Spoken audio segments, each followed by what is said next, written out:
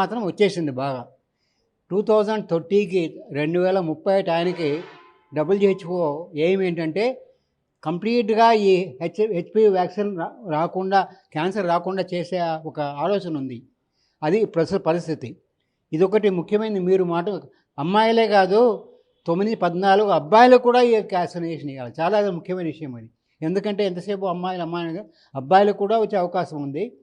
ఎందుకంటే తర్వాత 14 తర్వాత ఏంటి 14, 15 ఎందుకు ఒక బార్డర్ ఏంటి బౌండరీ పెట్టారంటే అది ఉద్దేశం ఏంటంటే కౌమార దశ, రెండవది ఫస్ట్ సెక్చువల్ ఇంటర్ కోర్స్ ముందే ఇస్తే చాలా ఉపయోగం ఉంటుంది అర్థం.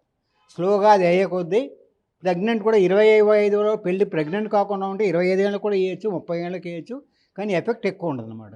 కాబట్టి ఈ గర్భాశయ క్యాన్సర్ గురించి ముఖ్యంగా ఇది ఇచ్చేసే 90%, 95%, 99% కూడా కంప్లీట్గా ప్రివెంట్ చేసేయచ్చు. అసలు క్యాన్సర్ వచ్చే అవకాశమే లేదు. దేహంలో ఏ క్యాన్సర్ కూడా prostate cancer, lung cancer, stomach cancer, thyroid cancer, ఇన్ని క్యాన్సర్ ఉన్నాయి, కానీ సర్వైకల్ క్యాన్సర్ మాత్రము 100కి 100 పాళ్ళు అనుకోని కనీసం అసలు రాకుండా చేసే అవకాశం ఉంది. ఇలాంటి అవకాశం ఉన్నప్పుడు మనం ఎందుకు మన జనరేషన్ పిల్లలు కానీ, ఒక టౌన్లో వాళ్ళ పిల్లలు కానీ, విలేజ్లో వాళ్ళకి కానీ ఎందుకు మనం ఈ సాయం చేయలేము అని ఒక అవగాహన రావాలా. మేము రెడ్ క్రాస్